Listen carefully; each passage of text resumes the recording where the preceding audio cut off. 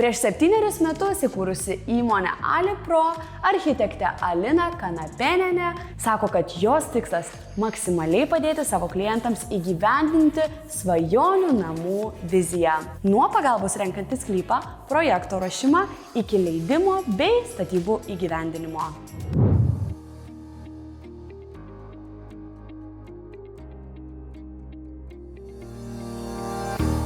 Kalbant apie AliPro, kas jums buvo svarbiausia, kai steigėte šią įmonę?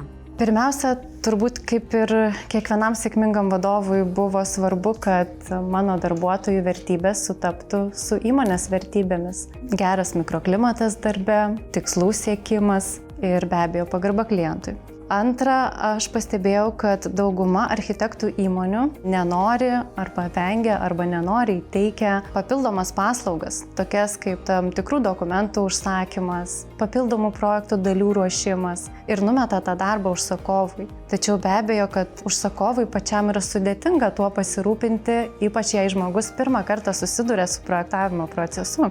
Todėl man buvo svarbu savo klientui pasiūlyti kompleksišką paslaugą, kad klientas galėtų jaukiai jaustis projektavimo proceso eigoje ir be abejo norėjosi atsižvelgti jo poreikius ir ko konkrečiai klientas nori.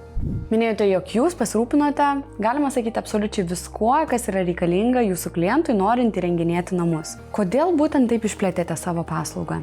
Tai ir yra pagrindinė savybė, kuri išskiria mus iš kitų architektų įmonių. Mes norime pasiūlyti klientui ne tik architektūrinės dalies ruošimą, bet ir kitų projekto dalių rengimą. Tai ir inžinerinių tinklų, ir konstrukcinės projekto dalies. Maža to, mes teikiame tokią paslaugą kaip sklypo analizė prieš jo pirkimą. Tai yra irgi labai svarbu, kadangi matome iš savo patirties, kad kai kurie klientai nusiperka sklypą ir atėję pas mus, deja, bet tenka juos nuvilti, nes sužino daug staigmenų. Taip, kartais namas tiesiog netelpa į sklypą, arba galima tik vieno aukšto namo statyba, arba yra ribotas užstatymo tankumas.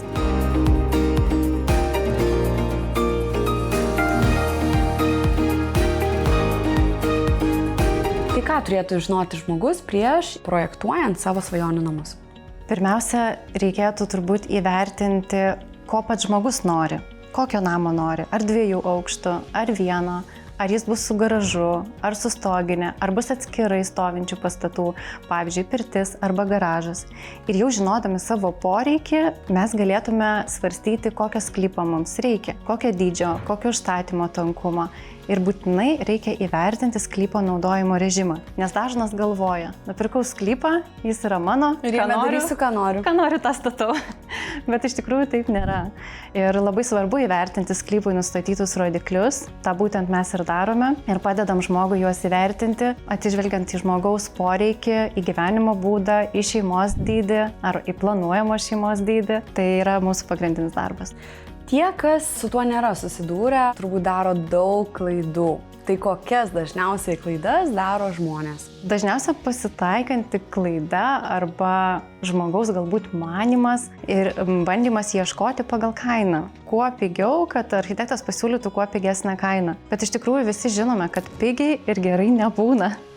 Ir tokia yra taisyklė. Ir jau tada, kai parengė tą projektą, pas kitą, sakykime, architektą, kuris pasiūlo konkurencingą kainą, žmogus sužino, kad, tarkim, pridavimo metu trūksta aibės papildomų projekto dalių, kurios yra privalomos pridavimui. Kartais yra paruošta tik architektūrinė dalis, tačiau nevertinta konstrukcinė dalis. Ir jau statybų metu pamato, kad statybų sąmata stipriai išbrangsta, kadangi tos konstrukcijos nebuvo įvertintos, o galima buvo kažką sutaupyti. Dar viena dažnai išties pasitaikanti klaida, su kuria ateina pas mane klientai, kurie išsirenka galbūt net ir brangiau kainuojantį architektą, tačiau suprojektuotas namas jų nedžiugina, kadangi architektas būna, kad įperša savo nuomonę, savo stilistiką. Ir projekto rezultate žmogus tiesiog vengia net statyti tokį namą, delsia, eina metai, tai žmogus sugaišta ir projektavimo laiką ir tiesiog paskui nenori statyti tokio namo. Kreipiasi į mus ir sakau, tai kodėl jūs nestatėte to namo kelis metus? Tai sako, jis mums tiesiog nepatinka. Tai kokie projektai jums labiausiai patinka ir atitinka jūsų stilių? Mes specializuojamės individualių vienbučių ir dvibučių gyvenamųjų namų projektavime. Atsisakėme komercijos, atsisakėme kitų pastatų, nes būtent vienbučiai namai mums teikia didžiausią džiaugsmą. Kaip aš sakau, tai yra tie projektai, kurie turi sielą. Juk kiekvienas įgyvendintas projektas, kiekvienas suprojektuotas namas, tai yra žmogaus svajonės išsipildymas. Ir tos svajonės, jos būna labai įvairios. Ir tas turi savo žavesį. Pati paminėjote, tos svajonės būna labai įvairios. Tai koks projektas yra tas, kuris jums kelia didžiausią pasididžiavimą, o galbūt ir yra pats sudėtingiausias? Tarkim, projektavome vienbutį namą drabužių dizaineriai, kurios name turėjo tilpti ne tik drabužių siuvykla, bet ir ištisa spa zona su baseinu, su pirtimis ir su sporto sale. Kad ir padirbti, ir pailsėti. Tikrai taip. Žodžiu, pasidarai viską taip, kad galėtum neišeiti iš namų.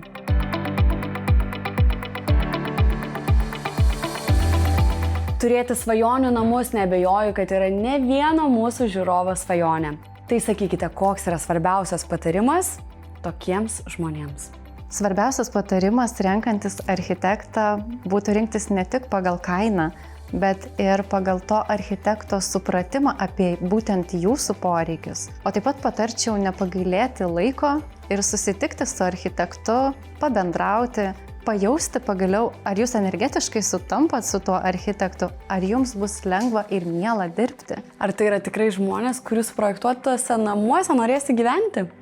Tikrai taip.